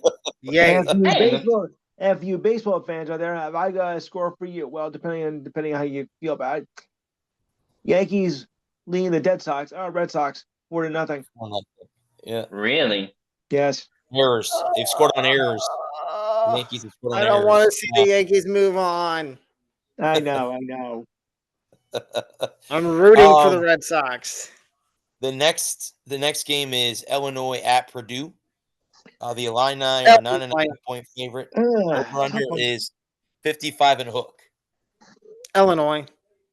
Yeah, I like What Illinois about too. Purdue? Yeah. Lewis. Laugh if you will. But I think Purdue's a very good, strong just football team. Purdue. Okay. No, there's nothing wrong with that. Mm. No, there's nothing but. Amazing. I mean, I do like how Barry Odom is coaching Purdue, and there's talks of him taking a bigger job. I don't see it. I can't He take Purdue. just got to Purdue. Maybe if something in the SEC comes open, maybe he takes that. Oh, Kentucky's going to be open this weekend, so Auburn. Kentucky. that Kentucky job's coming open this weekend. Kentucky. Right. Stoops could be gone. Yeah, could be gone. Nobody thought Gundy was going to get fired. I think Stipsy's out this week. I think it's a black. I think there's going to be Kentucky. 2 coaches can this weekend. Stoops, not Billy Napier. I think Napier makes it through this week, and if they lose next week, I think he's gone. But the other one that I think gets canned is the coach at Cincinnati, even though they'll be 3-2. I think he's going to get fired after they lose in blowout fashion to Iowa State. I think Luke Fickle's time at Wisconsin is. Oh yeah, you could throw Fickle in there too. He's on the hottest of hot seats. You could say his seat is burning. I think Wisconsin. I think he can survive the Michigan game, but they play Ohio State in a couple weeks, and if he loses if he loses, I think he can live. I think he can survive the Michigan week because I think that people will be like, yeah, when Michigan's that much better of a team, they're that much. They just have that much more talent. Well, Wisconsin, we'll give him one more week too. But if they lose that Iowa game, a very mid Iowa team. Is it at Iowa or is it at Wisconsin? Give me just a second. Because if it's at Iowa, then that's okay. It's in Madison. So if they lose that game in Madison at Camp Randall, I can see him surviving the Michigan week. Especially it's in Michigan. It's it's a noon kick. It's not expected to be a big game. Wisconsin expected to be what was the spread in that game now? 20.5. 17.5 is the spread. 17.5. Yeah, is the over under. Yeah, especially if Wisconsin can put together a game and be competitive and stay in that game, and maybe they give up a late interception that turns it in. They end up losing 43-17, 43-13, but 34-17, 43-21 on a couple of they kept it close. It was 24-17 with 8 minutes to go in the fourth quarter. Michigan drove down, made it 31-17. So now it's a 2-score game. So now they're pressing. They throw a bad kick. Michigan makes it 38-17, and that's your final. Okay, it's a 3-score loss, but you were in the game till the end. And if you had just made 1 play, 2 play, you could have gone into the big house and stole a win. If he comes back to Iowa, if he comes back to Madison and he pisses down his leg against the Hawkeyes and they lose that game, that's all she wrote. The thing I wanted to ask you is I keep seeing people putting Michigan in the playoff. Does Michigan make the playoff? Too early to tell. Too early to tell. A lot of football left to play. Probably not. Because they have the latest bracket I've seen is they have 3 Big Ten teams and 4 Big Ten teams in. They have Ohio State, Oregon, Penn State, Michigan. If Penn State loses another game, especially if it's to Ohio State, I don't see Penn State getting into the playoff. It'll really depend on who else loses and what else they lose. There's still Alabama still has to play Georgia. so that you're looking at a 2-loss SEC team. Alabama Tennessee just still- played Georgia. Oh wait, I'm sorry. I had that wrong. You're right. Forgive me. Alabama Tennessee, still has to- Alabama. Tennessee. Yeah. Tennessee still has to play Alabama, so one of them is going to have 2 losses. ACC, Florida State, Miami, and Florida State already has a loss. So one of them will either have 2 Virginia, losses. maybe. Yeah. Could we see Virginia backdoor their way into the playoff? And if they continue to win out, yeah. Don't count out Georgia Tech. The Tech's still there. BYU is 0-4-0. I don't want to say this, but dare I say don't count out Clemson either? Clemson won. Are they 1-3 right now? They are 1-3. They got North Carolina this week. They need Clemson. If Clemson were to backdoor their ass into the playoffs, they need a lot of help. They need a lot of help. They would need. Well, could they still make the championship game in the ACC? And they still have to play. If they beat Florida State and South Carolina, possibly. But they would need everybody in front of them South to Carolina. lose. Pretty much. And I forgot South Carolina's an SEC school now. Or, I mean, they've South always Carolina's been, always been SEC. Yeah.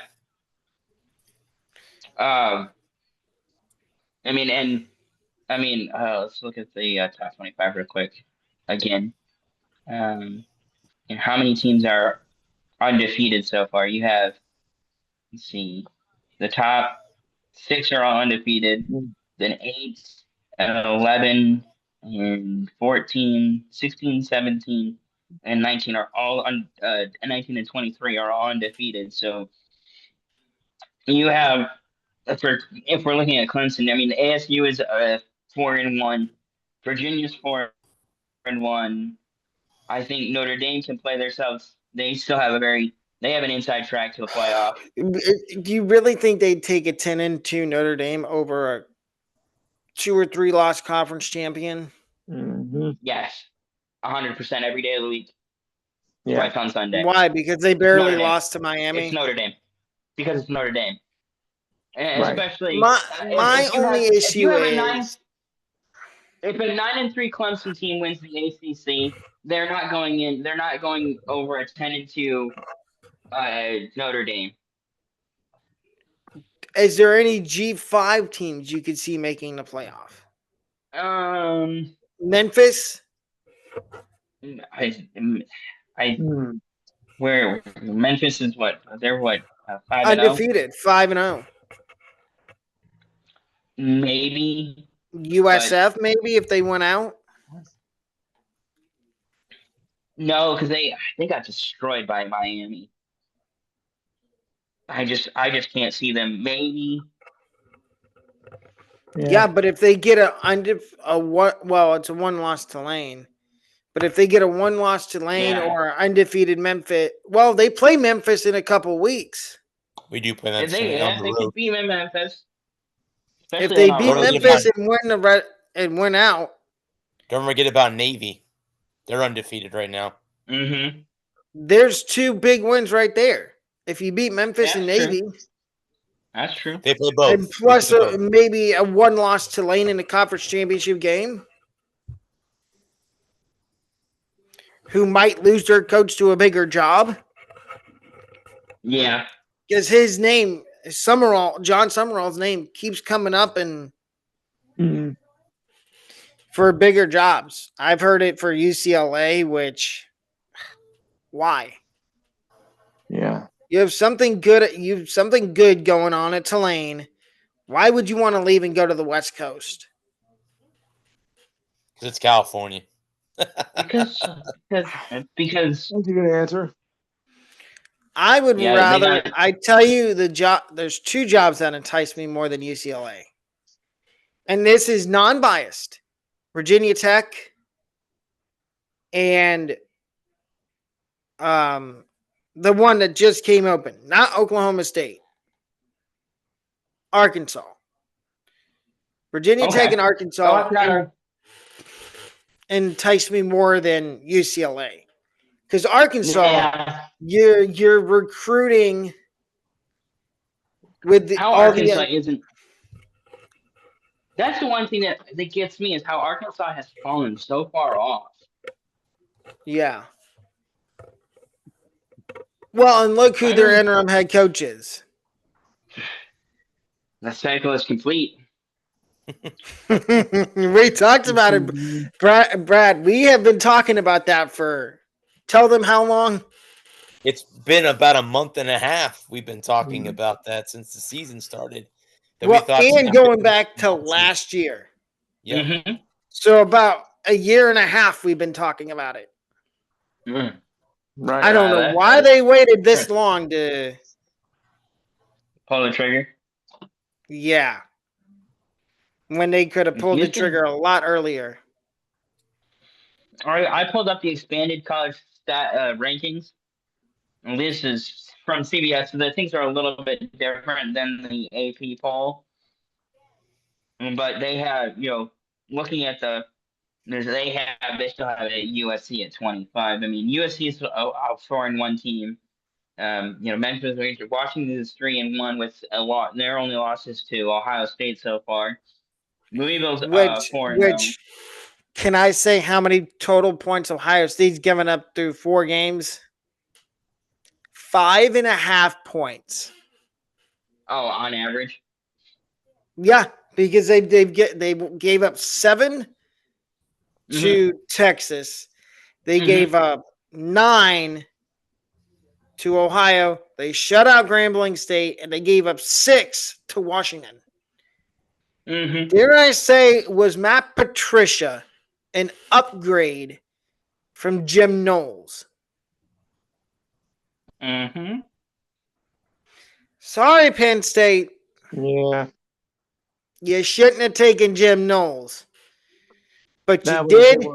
And secretly, I think Jim Knowles is playing a double agent and telling Ohio State what Penn State's defense is running.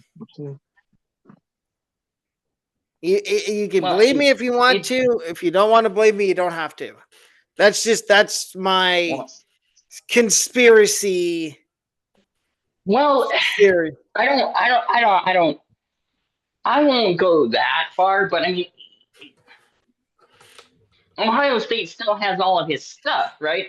All of his concepts, everything he was trying to do. So, no, it's a totally different defensive scheme now with Patricia. No. They still have his on file. Yeah. So even if he isn't feeding them information through the back door, they still know what he's trying to do. They still know, because he was a coordinator last year. Was he there 2 years or 3? No. I think he was just last year. Just last year, because we won the national championship last year. No, he was there from 22 to 24. Yeah.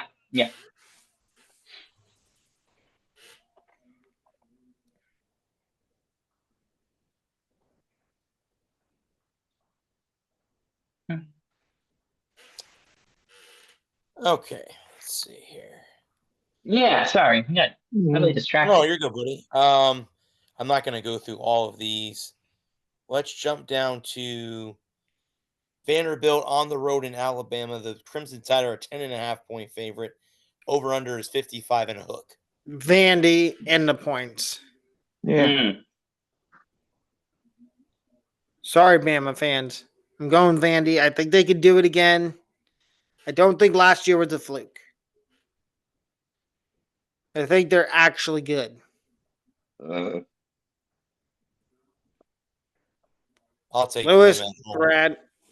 Okay, I'll take them at home only because they're at home in Tuscaloosa. Like I said earlier on Tuesday, if it was in Nashville, it'd be a different story. I think they'll keep it close. I don't think that Bama will cover that spread. No, I think Vandy covers. Yeah, I do too. I think Vandy's going to win. I think Vandy gets destroyed.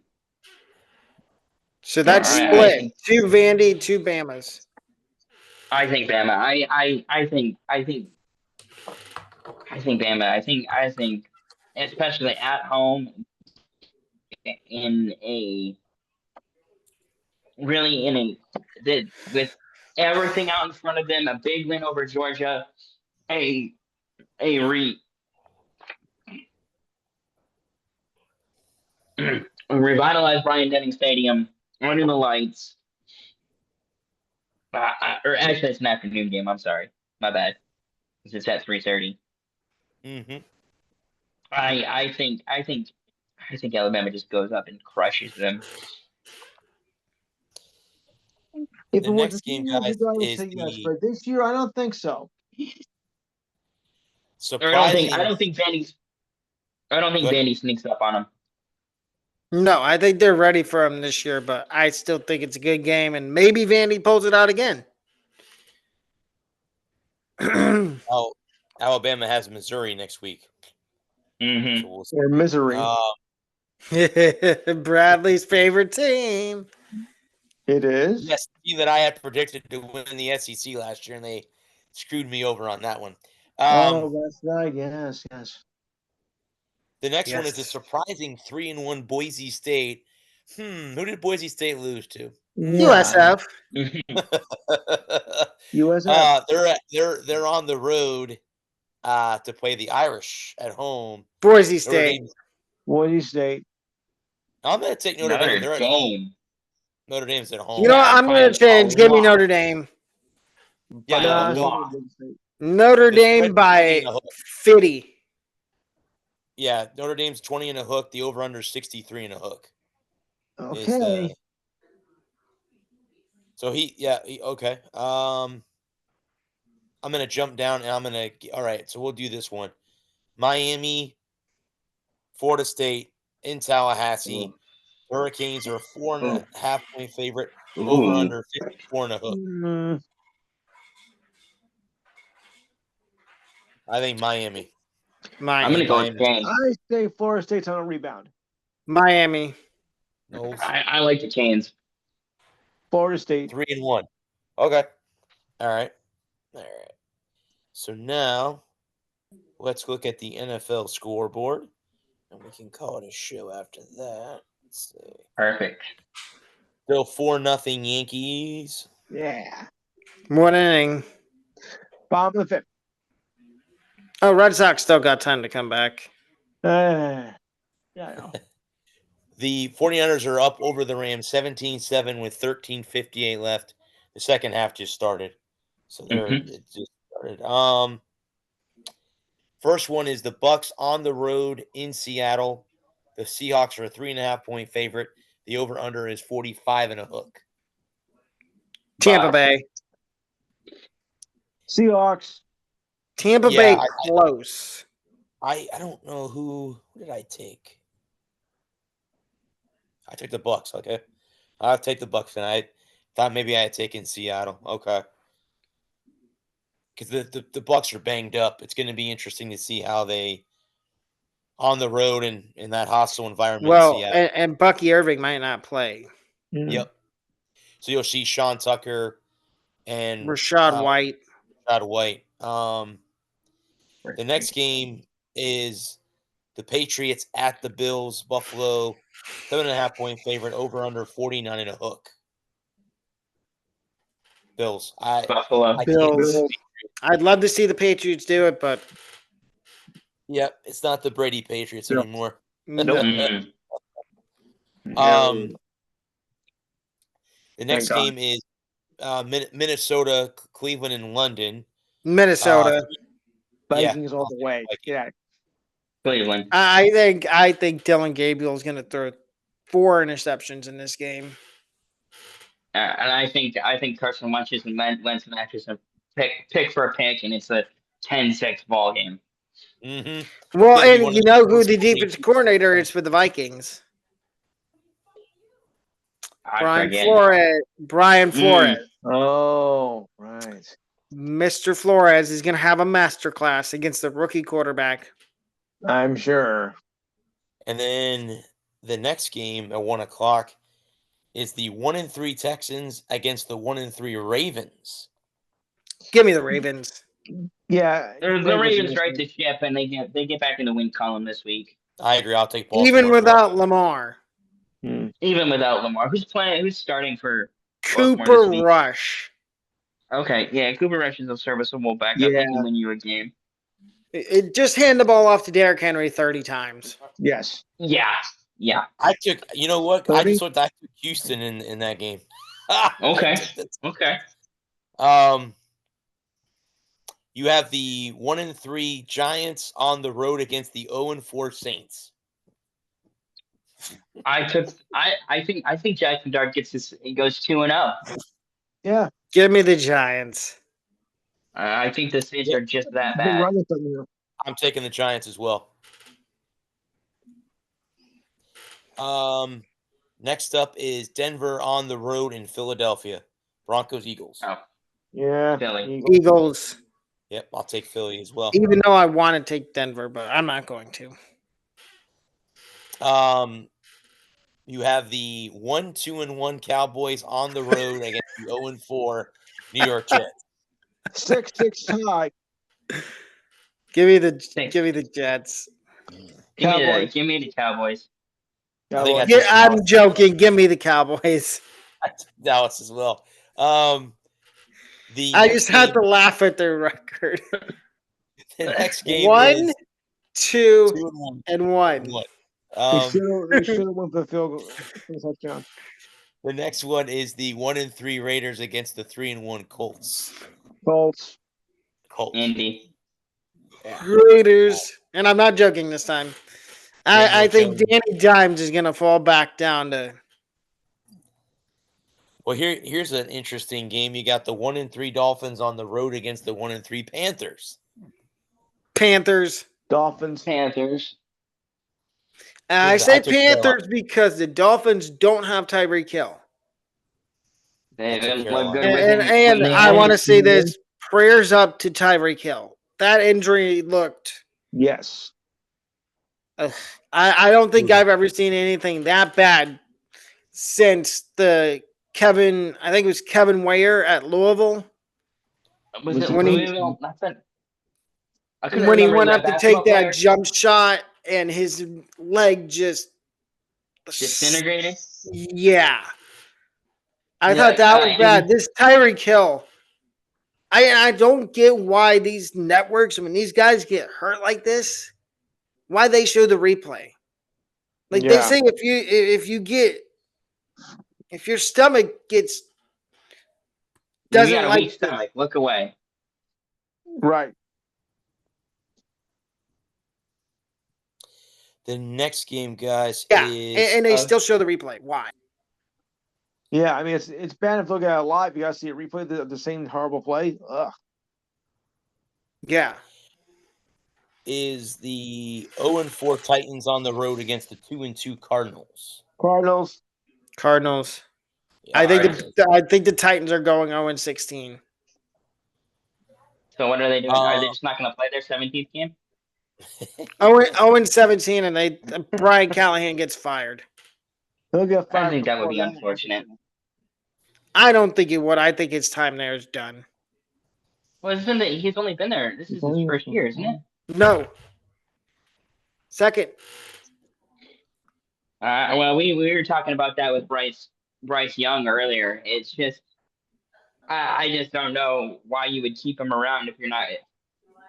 How is Cam Ward supposed to develop if you're going to change coaches 3 times in 4 years? I mean, because the next guy coming in he's going to have all the same problems. So I don't know. I think. I mean, unless they want to keep Callahan and say, look, we need to get. He did hand over play calling duties to, I think, the offense coordinator or somebody else within the offensive staff. And what's the last game? There's 3 more left. This game should be interesting. You have the 2-2 Commanders on the road in LA to play the Chargers, who are 3-1. Chargers. Yeah. especially Yep. Yep. if Daniels isn't going to play. Jaden Daniels is playing. Oh, He's been clear. okay. I'm going to take the Commanders. Chargers do not have an offensive line anymore. I'm taking Right. Chargers. Slater's out. Joe Alt's out. Oh, well, in that case, yeah, Chargers. No, out. Like, not playing. Right. Yeah, he's like about the Chargers offensive line. It's a whole bunch of backups. Trey Pipkins and I can't even name the rest of the offensive line. Right. The 3-1 Lions are on the road against the 2-2 Bengals. Oh, Detroit bye. Bengals. Lions. Lions. Oh, I thought you were about to fight. Even though I do support the Bengals. And the Monday night game, guys, is the Chiefs on the road in Jacksonville to play the Jaguars. I'm hearing the Chiefs are on upset alert. I'm gonna go Jaguars.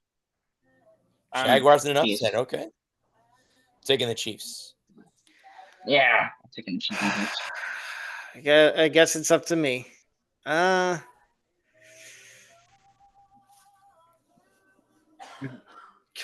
Reluctantly, I'm going to take the Chiefs. Okay. Even though I don't like Mahomes and Kelsey. Or We'll Taylor. call it a show there. Lou, go ahead and talk about your show on Saturday. All right, it's the I Hate Taylor Swift fan club. No, oh boy. Hold it, folks. What was it? I'm the president of the I Hate Taylor Swift fan club. Okay, never mind. Never mind. I guess the show, despite that bad joke, I'll be out for 4 to 6 Saturday if I survive this. We'll be talking MLB Division Series as the Walker Series is going to wrap up tonight. Thank goodness. We'll talk some NFL, also college football. I'm going to take an early look at the Heisman hopefuls because they released their list yesterday. This is just part one. Another part will be towards the later part of the season.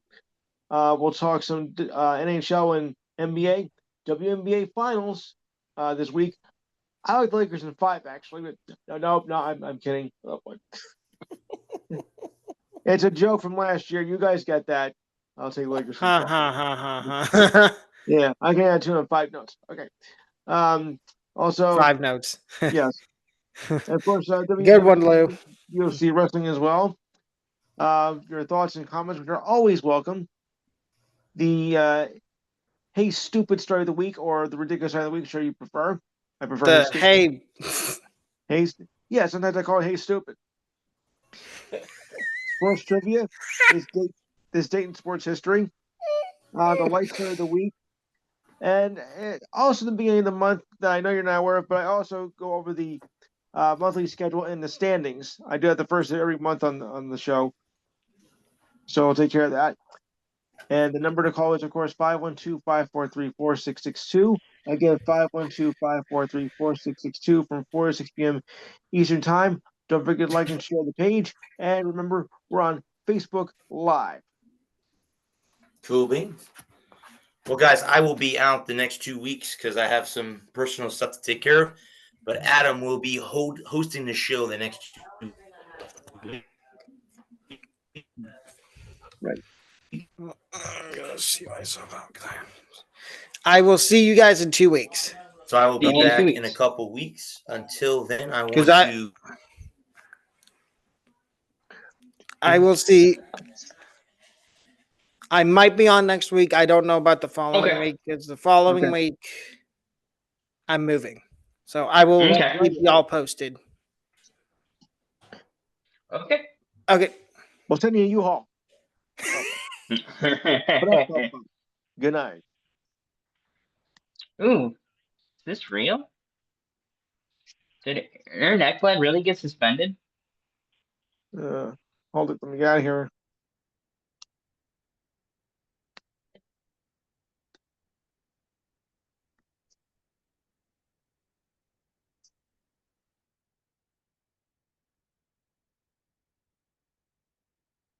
Okay, I'm not seeing anything about it.